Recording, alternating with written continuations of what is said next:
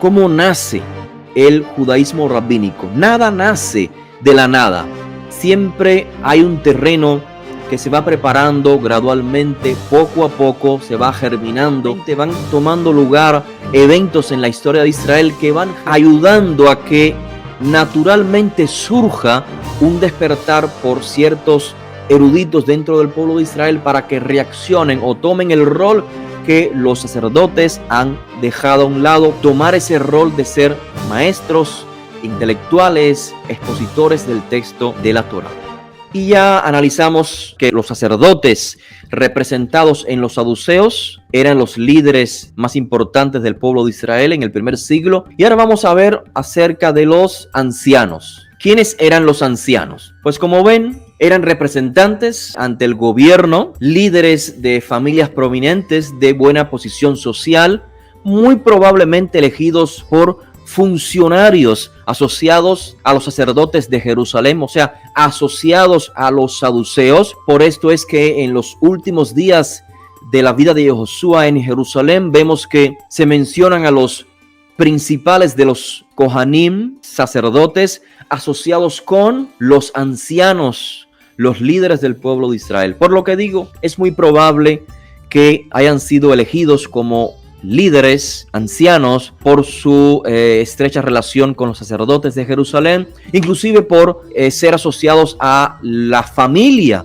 de Herodes, entiéndase también, claro, los romanos. Pero además de los sacerdotes, de los ancianos, tenemos la mención de los escribas o de los sabios, Soferim y Jajamim, en los escritos judíos más antiguos de esta época, que son los llamados evangelios.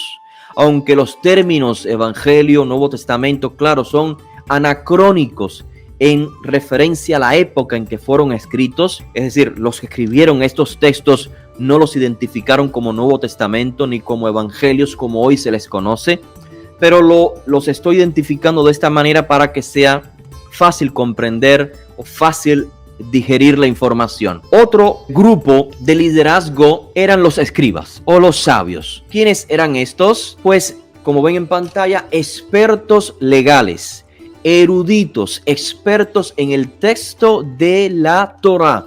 Ya para esta época estaba escrito lo que hoy llamamos el Pentateuco, los 5 libros de Moisés. Ya estaba escrito. Los escribas aparecen como un grupo en la sociedad judía donde se los asocia tanto con los fariseos, que son los fariseos, vamos a identificarlos como pietistas, literalmente separatistas. Los fariseos se separan del pueblo porque son pietistas en extremo, y justamente separatistas significa en hebreo perushim. Así que ellos se separan del pueblo, pero no pierden la asociación con los eruditos del texto de la Torá, que son los sabios, que son los escribas. Así que son personas altamente educadas y por lo tanto influyentes en la sociedad. Ahora, ejemplo de escribas ya los vemos en el Tanaj, o sea, antes de llegar al primer siglo.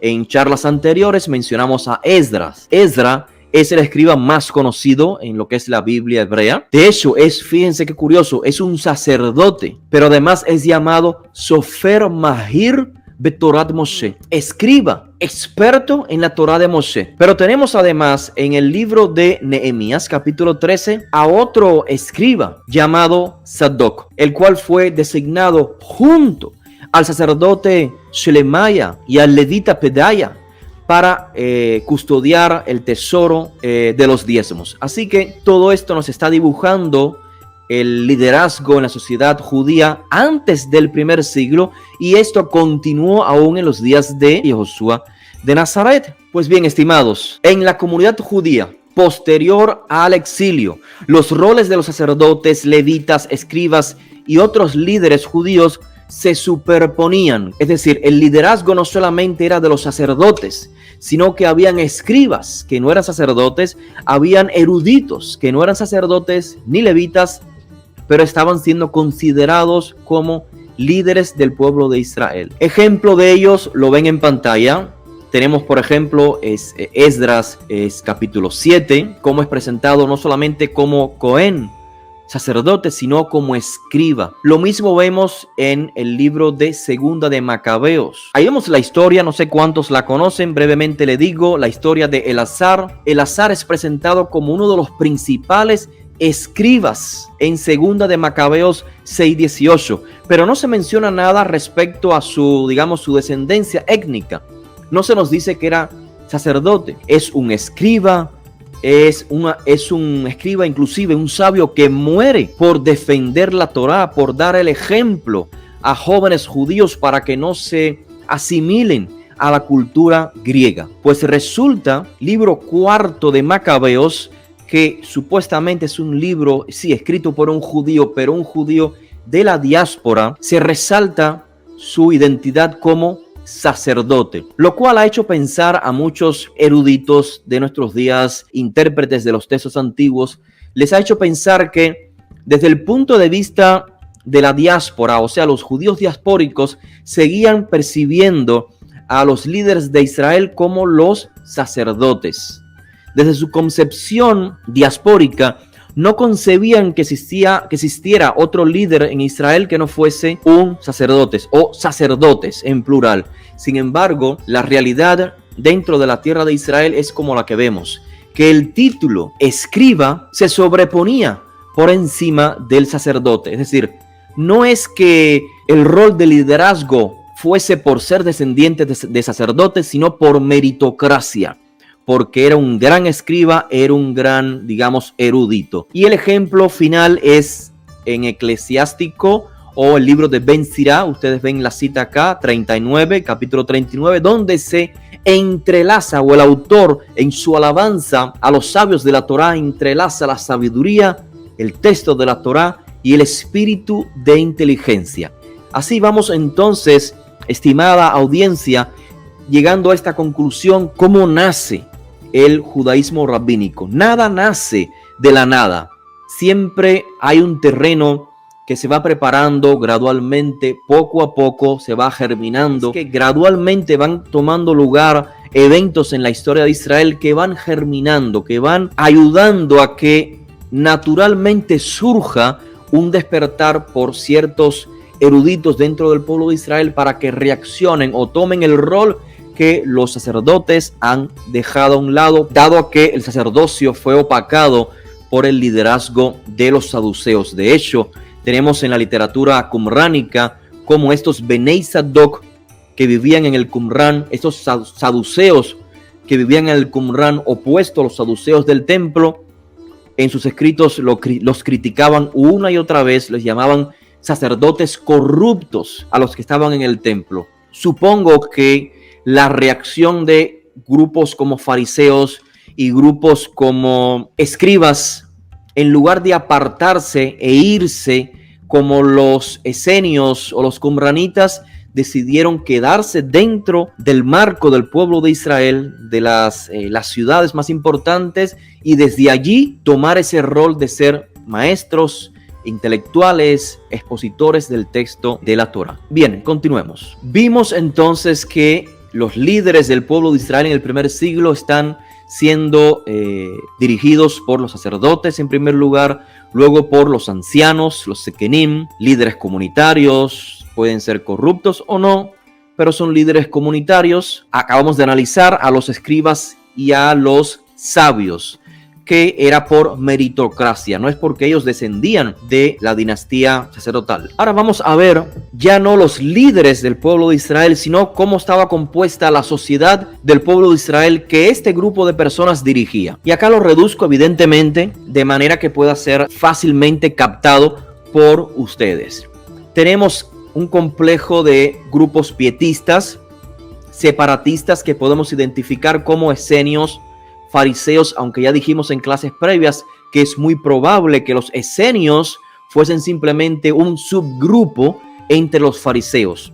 Fariseos son separatistas y puede ser que dentro de todo este grupo pietista, separatista, entiéndase, fariseos, un subgrupo fuesen los esenios, otro subgrupo fuesen otros movimientos que pudieron haber.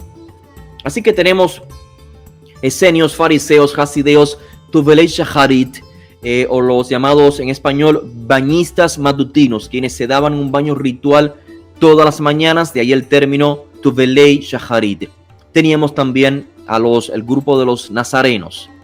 Como dije, entre otros grupos que figuran en la literatura rabínica, se mencionan otros grupos, pero muy minoritarios. También en la literatura llamada patrística, o sea, el conjunto de las obras compuestas por los llamados padres de la iglesia, también ahí se mencionan a otra gran cantidad de grupos en el primer siglo. No sabemos si todo es 100% verídico o si simplemente es parte de chismes o de malas comprensiones. Lo importante es que sí existía un complejo de grupos pietistas en el primer siglo. Luego lo que yo llamo grupos de aculturados moderados, esto es, helenistas. No es que hayan dejado el camino de la Torá, sino que habían sido personas educadas dentro de la idiosincrasia helena, griega. Recuerden, en el primer siglo no existe un país griego, lo que existe es una cultura griega que se había regado por todo el mundo gracias a el esfuerzo de Alejandro Magno años anteriores. Así que muchos judíos adoptaron estas culturas y no es que abandonaron la cultura hebrea, sino que, digamos, se actualizaron, entre comillas, en lo que estaba siendo una realidad en el resto del mundo. Estas personas hablaban griego perfectamente, podían interactuar con griegos, así que esa es la realidad de aquel entonces. Y además estaba lo que yo llamo una masa, una gran cantidad de personas que no tiene forma definida en los textos antiguos, pero que en la literatura rabínica y otros documentos se le llama Amei Haaretz. Esto es, personas que conforman la tierra. Si quieren un título menos académico, el vulgo, el gentío, la gente ignorante, pero ignorante en contraste a los eruditos. O sea, gente como, digamos, el judío normal, el que en día de Shabbat va a la sinagoga, pero quizás no se sabe todas las oraciones. El judío que no usa tzitzit todos los días porque no concibe que el mandamiento es un tanto legalista como que tenga que estar usando el tzitzit todo el tiempo del día. Así que el término gente ignorante surge de parte de los pietistas. Los que se creen, digamos, los ultraortodoxos, los grandes eruditos, ven al resto del pueblo como gente ignorante, que no son fieles a la Torá. Pero no es que no sean fieles a la Torá, es que no son fieles a la interpretación de la Torá que hacen este grupo